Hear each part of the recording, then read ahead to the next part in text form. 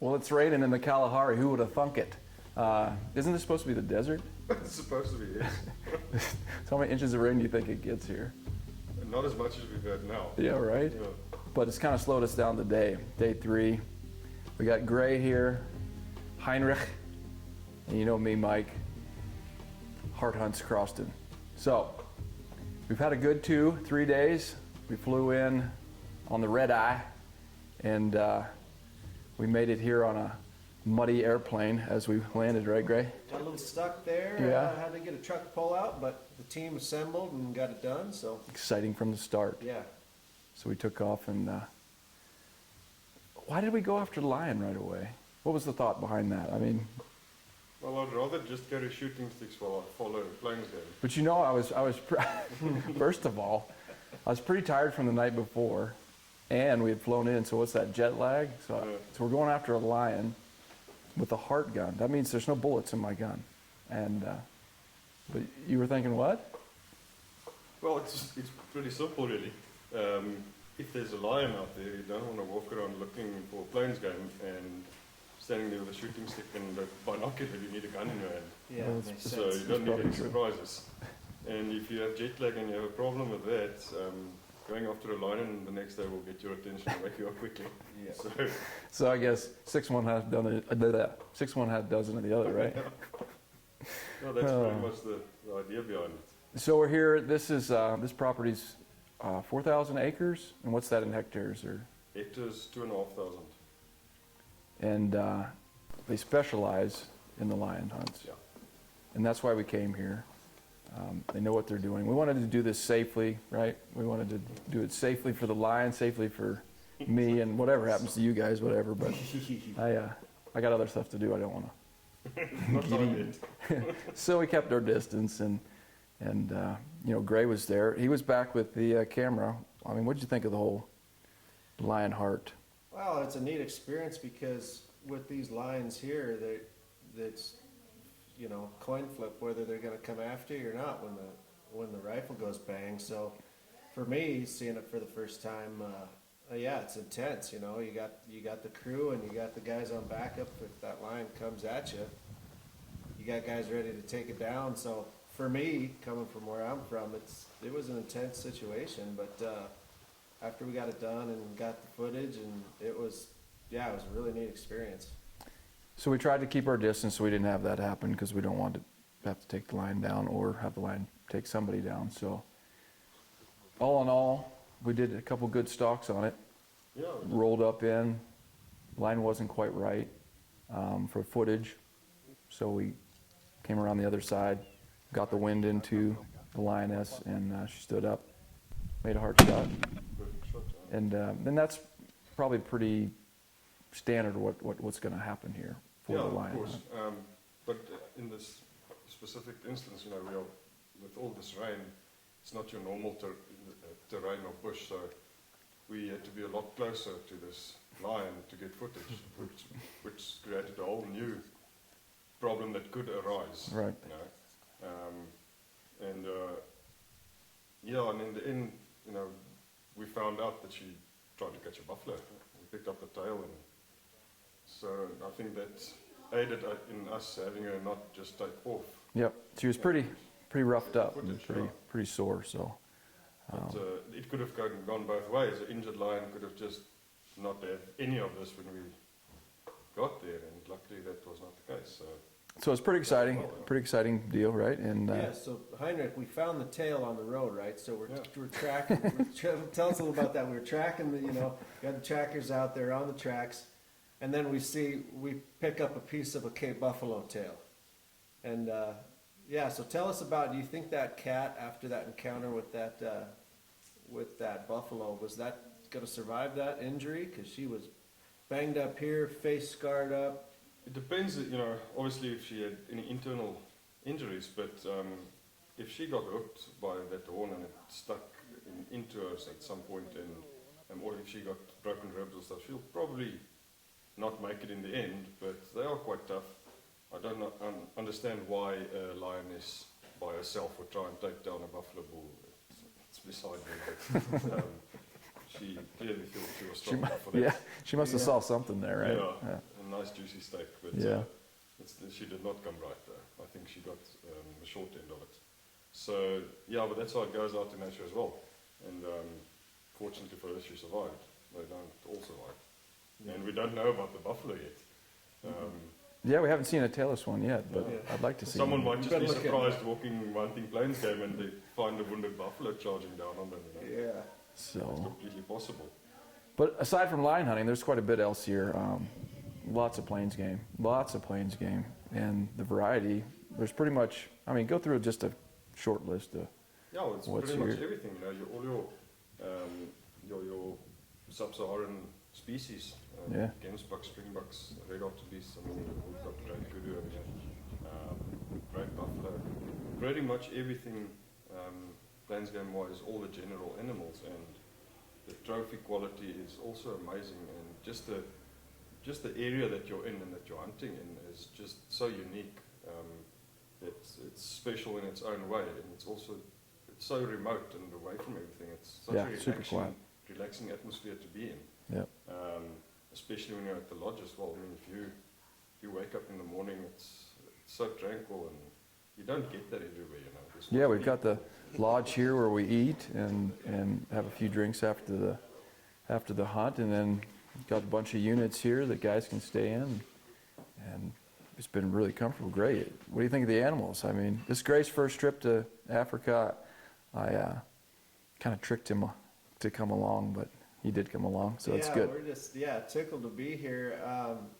You know, as a Montana guy growing up, you watch and see all these game animals on the TV, you know, and you think, oh, I'm never going to be able to go to Africa to see them. So I think to get up there and get close to them with the H.A.R.T method, be right up on there. I mean, it's a hunt. Like, you know, I've done full harvest my whole life in Montana, and I wasn't sure. I was like, I was talking with Mike. I'm like, this is going to be a good deal, but until you do it, you don't realize. I mean, this is the hunt. Like, there's no two ways about it. It's a hunt. So you get that intensity of it, and you get these animals that, you know, for a guy like me maybe can't afford to come over here and full harvest all these Sure. things.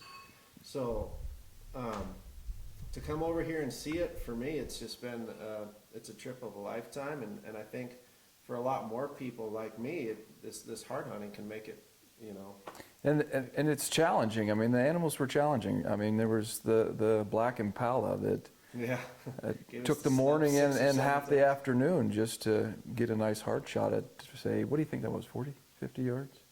Or was it longer? it's 40 at the most. Yeah, Yeah. it was quite close. Yeah. But In the end, I mean, that was tough. And of course, we had it's good hunt. 2 cameramen, a tracker, and 2 of us, so we're all trying to get through. But that's the first time you've hunted this way with Yeah, a line of guys. We're mostly solo hunters, me and you, right? And Yeah. so to hunt this way with multiple people and try to sneak through the bush, and yeah, it's something. It creates a completely different challenge again. You know, it's easy to be a single guy and track something down and, you know, try and get close enough for that shot. But if you've got 3 or 4 people to try and keep quiet and low down, and it's not that easy. Heinrich gives this look when you step on a branch.